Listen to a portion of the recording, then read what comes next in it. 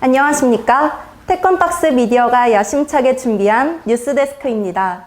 첫 번째, 사진으로 보는 뉴스입니다. 세계태권도 평화봉사재단이 10월 25일까지 2016년 동계 단기 태권도 평화봉사단원을 모집했습니다. 이번 봉사단은 내년 2월까지 20개국에 파견돼 활동할 예정입니다. 태권도 분야 지원자는 유단자로서 파견 국가에서 현지인을 대상으로 직접 태권도를 지도할 수 있어야 하는데요. 모범적인 파견 활동을 한 단원에게는 현지 취업도 지원할 계획입니다. 태권도 대학 동문연합이 10월 23일 태권도 발전을 위한 성명을 발표했습니다. 서울 경희대 용인대 연합회와 한체대 태권도학과 도장연합회 및 석 박사 동문회, 가천대 태권도 동문회로 구성된 이 단체는 태권도 단체 지배구조 개선과 고액협회 등록비 폐지, 심사제도 개선 등을 주장했습니다. 국기원은 10월 19일 한국인 최초 메이저리그 박찬호 전 선수에게 명예 3단증을 수여했습니다. 박찬호 씨는 오랜 기간 해외에서 활동하면서 태권도를 통해 대한민국 국민으로서 자긍심을 가졌다며 태권도 명예 단증을 받게 되어 매우 영광스럽다고 말했습니다. 10월 24일에는 아테네 올림픽 탁구 금메달리스트인 유승민 IOC 위원에게도 명예 5단증을 수여했습니다. 서울특별시 장애인 태권도협회가 10월 22일 충남 아산에서 폐막한 제36회 전국장애인 체육대회 태권도에서 종합 우승을 했습니다.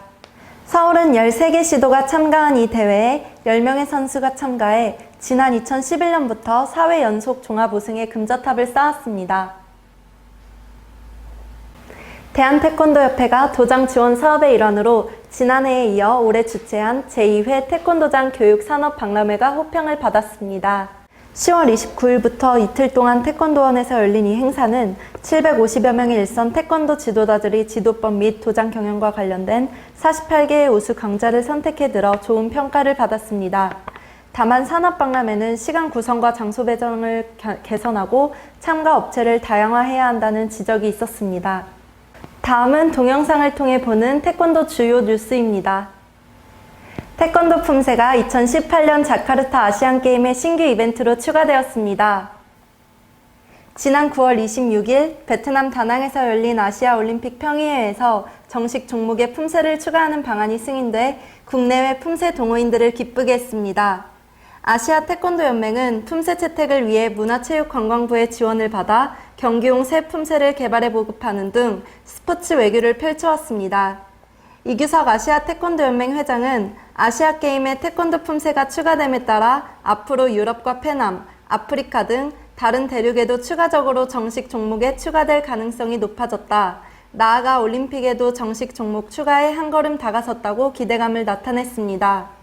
아시아 태권도 연맹은 지난 9월 두 차례에 걸쳐 태권도원에서 회원국 품새 지도자와 선수를 대상으로 경기용 새 품새 교육을 실시했습니다. 한편 품새 메달수 등 구체적인 것은 자카르타에서 열리는 OCA 조정위원회에서 최종 결정될 것으로 보입니다. 아시아 태권도 연맹은 남녀 개인전과 단체전 등 4개의 금메달을 기대하고 있습니다.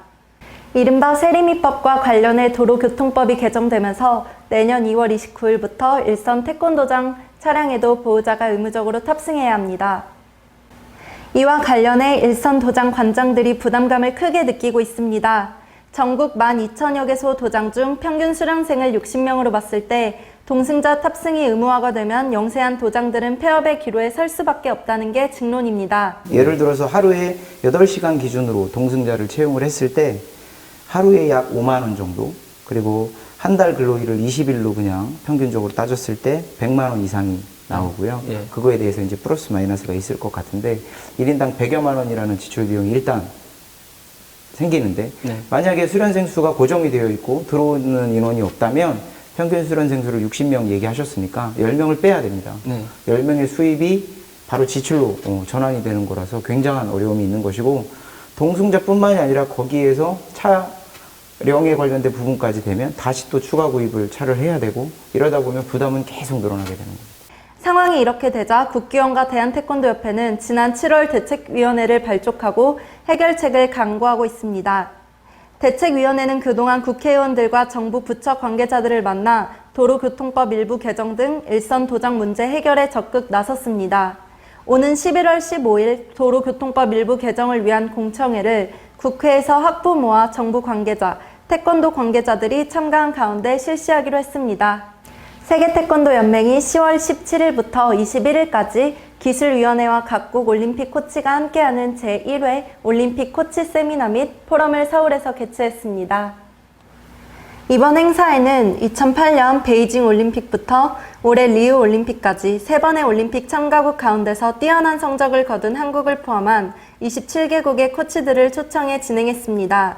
세계태권도연맹은 이번 행사에서 리우올림픽을 통해 나타난 다양한 기술적 숙제들을 중심으로 태권도 경기 규정 개정 방안을 논의해 그 결과를 오는 11월 캐나다 버나비에서 열리는 세계청소년 선수권 대회 동안 집행위원회와 총회에 상정할 예정입니다. 또 올림픽 클래스 세미나를 새롭게 시작하기 위해 앞으로 3단계로 코치 등급을 나눠 교육하기 위한 기반을 마련하는 계기로 활용한다는 계획도 세웠습니다. 이번 행사에서 조정원 총재는 2020년 도쿄올림픽에서 진검승부를 하게 될 가라테에 대한 견해를 밝혔습니다. Official sports, but karate is still invitational sports. But we are presenting our sports together with karate, the same place. Of course, different timing. The European Games in Baku, Azerbaijan, that was what, 2 years ago? Yes. I saw the taekwondo competition and also karate competition. Of course, together with the Sakis and other European Council members. It's different. Karate also knows. They now start to change their competition method. Even they are thinking to accepting protect and scoring system like us. They might change their competition rules and regulations. One-time invitation sports just for Tokyo. In 2024, we don't know which city will host 24 Olympic Games. If they also invite the karate again, then they will participate. But until now, as far as we know, only 5 sports will be introduced as the educational sports for Tokyo Olympic Games. So that's not the official sports. That's why official sports to expand weight category or adding one more, for instance, Kim or Pumse, it's not that easy. But we'll try. 세계태권도 본부 국기원이 2010년부터 준비해온 국기원 명소화 사업을 2018년부터 본격 추진하기로 했습니다. 지난 9월 23일 열린 국기원 중장기 비전 및 전력 선포식에서 국기원 집행부는 정책사업으로 국기원을 명소화하겠다고 공식 발표했습니다. 낙후된 국기원 시설을 리모델링해 태권도 미래의 핵심 기반을 재구축하고 국기원의 위상과 상징성을 강화하겠다는 것입니다.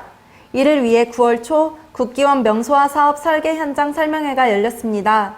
용역업체 평가는 기술 능력 평가와 입찰 가격 평가로 나눠 엄정하게 평가한 후 선정할 방침입니다. 지하 3층, 지상 3층으로 건립되는 국기원 명소화 사업의 관건은 400억 원의 예산 확보입니다. 이에 대해 국기원은 문화체육관광부가 180억 원, 서울시와 강남구가 100억 원, 국기원이 200억 원을 투자할 것이라고 설명했습니다. 지난 10월 1일 서울시 체육회 대회의실에서 서울시 태권도협회 관리위원회가 주최한 서울시 태권도협회 정상화를 위한 공청회가 열렸습니다. 이날 공청회 주제는 서울시 태권도협회장 선거 규정 개정안과 새 집행부 역할과 방향성 모색이었습니다. 태권도인들의 관심은 회장 선거 등 새 집행부 구성을 언제 할 것인지에 쏠리고 있습니다. 관리위원회는 대한체육회의 선거관리 규정을 준용해 서울시 태권도협회의 실정에 맞게 시행할 방침입니다. 따라서 회원 1,300여 명이 투표권을 행사하는 직선제는 사실상 물거품이 됐습니다. 대리 정치를 할 수밖에 없는 거죠. 그걸 왜 서울시 체육회나 서울시 태권도협회 관리위원회 그 책임을 전가하시는지 저는 이해할 수 없습니다. 동의할 수 없습니다. 태권도인들께서 그 향후 관리위원회의 로드맵에 대해서 궁금해하시는 것 같은데 아까도 몇 분의 플로어에 계신 분들께서 말씀해 주셨는데 예측하기 어렵습니다. 그런데 정확한 원칙과 기준을 말씀을 드리면요. 아까 우리 윤치환 패널께서 말씀을 드렸습니다만 25개 구 가운데 13개 구의 회장 선거가 끝나고 인준이 끝나면 그때부터 서울시 태권도협회 회장 선거를 위한 절차가 진행될 수 있습니다. 회장 선출은 13명 과반수 대의원이 확보되어 각 구 체육회로부터 임원 인준을 마친 후 12월 중에 실시할 예정입니다.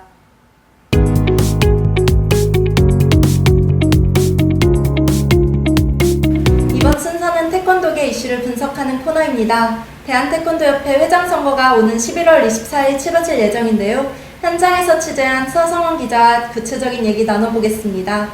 회장 선거에 대한 개요부터 알려주시죠. 네, 원래 당초 11월 24일 할 예정이었는데요. 선거관리위원회 구성 등 여러 가지 문제로 4일 뒤로 연기됐습니다. 제가 오늘 11월 6일 날 선거관리위원회 위원을 만나봤는데요. 확정됐습니다. 일정은 11월 28일 월요일 날 하고요. 입후보 기간은 11월 17, 18 이틀 동안 입후보 기간입니다.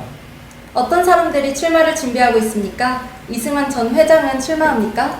네, 이승환 전 회장 본인 입으로 출마하겠다고 기자들한테 얘기를 하지 않았기 때문에 출마할지는 아직 불투명합니다. 하지만 이승환 전 회장이 지인들과 측근들한테 출마 의사를 밝혔기 때문에 출마할 것으로 보입니다. 일단 이승환 전 회장 말고도 여러 명이 지금 출마를 저울질하고 있는데요. 자, 확정적인 후보 한번 보겠습니다.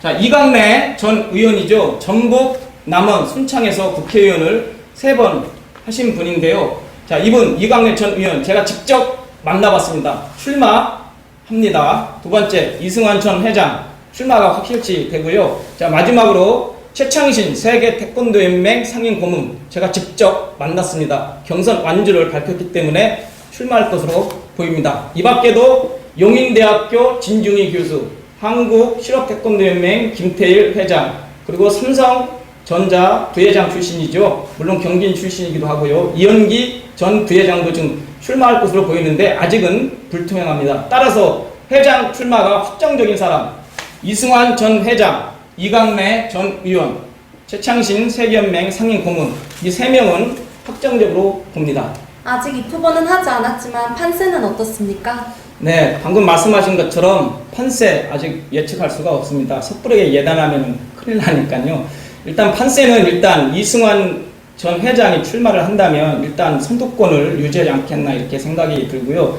일단 이강래 예비 후보와 최창신 예비 후보는 이승환 반대 정서에 있는 이승환 독주론을 제동을 걸고 있는 그쪽 표를 지금 잡기 위해서 지금 부단히 움직이고 있습니다. 이승환 예비 후보 확실한 표는 전북, 인천, 초등, 중고연맹 이렇게 보고 있고요. 대전이나 강원도가 지지를 할지 그것은 아직 불투명합니다. 자, 이강래 예비 후보, 이승환 예비 후보를 반대하는 표를 좀 무조건 흡수를 해야 되는데요.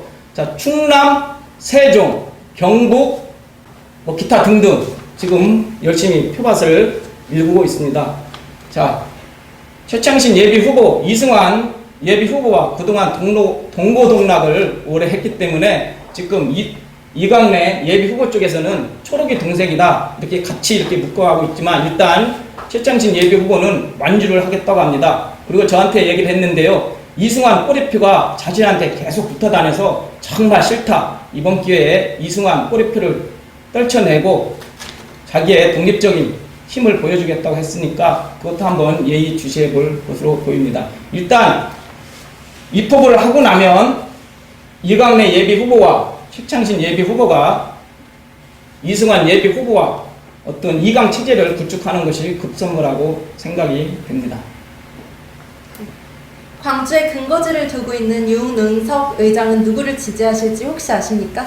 네, 윤응석 지금 현재 의장인데요. 몇 년 전까지만 해도 전남과 함께 이승환 전 회장과 여러 가지 대립각을 많이 세웠는데 요 근래 좀 많이 달라졌습니다. 이승환 회장 마음을 많이 알고 또 이승환 전 회장이 자주 전화 통화를 하는 걸로 봤을 때 윤응석 의장, 광주의 몫이죠. 이승환 전 회장을 지지하지 않을까 이렇게 생각이 되고요. 윤흥석 의장은 지금까지 한 7년, 8년 경기장을 누비면서 의장을 많이 했기 때문에 이제 나이가 66세, 67세가 돼갑니다. 본인 스스로도 이제 상근하는 결재권 있는 부회장을 하고 싶은 마음이 들 것으로 생각되기 때문에 이승환 회장이 아마 입후보를 하면 이승환 회장 쪽으로 가지 않을까 이렇게 제 개인적으로 생각을 합니다. 선거인단이 최대 200명이라고 하는데요. 구체적으로 설명해 주시죠. 네, 선거인단 저도 좀 공부를 해봤는데요. 이거 상당히 좀 복잡 미미합니다. 일단 대한태권도협회 17개 시도협회와 5개 연맹체에 있는 관계자들이 선거인단 속에 포함이 될 수 있는데요. 일단 통합회장 선거를 하지 않은 경남과 전남협회 선거인단 단 한 명도 배정되지 않습니다. 그리고 현재 서울시 체육회 관리단체인 서울시 태권도협회 임원과 집행부 관계자들 제외한 선수, 지도자, 도장 회원들 한 6명 정도는 선거인단이 좀 배정될 걸로 이렇게 보고요. 일단 초등연맹부터 실업연맹까지 5개 연맹체는 3개 정도, 3명 정도 아마 배정될 것으로 보입니다. 가장 중요한 것은 선수, 지도자, 도장, 관장 회원들이 많은 3분의 1이 넘는 협회는 2명 정도 더 추가로 할 수가 있기 때문에 일단 회원이 많고 선수가 많고 지도자가 많은 경기도 아마 14명, 5명 정도 가장 많이 받지 않을까. 따라서 경기도 태권도 협회를 누가 지지를 이끌어내는 것도 이번 회장 선거의 관건이라고 생각이 됩니다. 충남 태권도 협회 같은 경우는 지금 선거인단이 12명 정도 이렇게 배정된 걸로 봤을 때 이번 회장 선거 최대 200명, 아무리 적어도 170명에서 180명이 아마 투표를 하지 않을까 그렇게 예상을 합니다. 이번 선거가 왜 중요합니까? 매우 중요합니다. 그동안 대한태권도협회 회장 선거는 대의정치라고 해서 시도협회와 연맹체 22개 단체를 대표하는 사람들이 나와서 간선제를 했는데요. 22명 정도밖에 투표권을 행사하지 못했습니다. 이번에는 최대 200명 가까이 투표권을 행사할 수 있기 때문에 그 폭이 많이 늘어났다고 봅니다. 따라서 임기도 2020년까지이기 때문에 정말 제대로 된 자질과 품격, 리더십, 비전과 청사진이 있는 이런 훌륭한 또 유능한 분을 우리가 회장으로 선출해야만이 대한태권도협회 발전뿐만 아니라 국내외 태권도 발전까지 리드할 수 있다고 봅니다. 물론 시도협회와 연맹체에서 선거인단을 3배수로 추천을 하기 때문에 여러 가지 변수는 있겠지만 이번 회장 선거 축제 분위기 속에서 했으면 좋겠습니다. 이상으로 태권박스 미디어 뉴스데스크를 마치겠습니다. 지금까지 시청해주신 국내외 태권도인 여러분 진심으로 감사드립니다. 다음에 알찬 소식으로 인사드리겠습니다. 형님 씨 했었어요. 처음에 갈증 생기지? 생맥주 사주세요. 나 막걸리 좋아하는데 생맥주 사줘요? 아유 했었어요.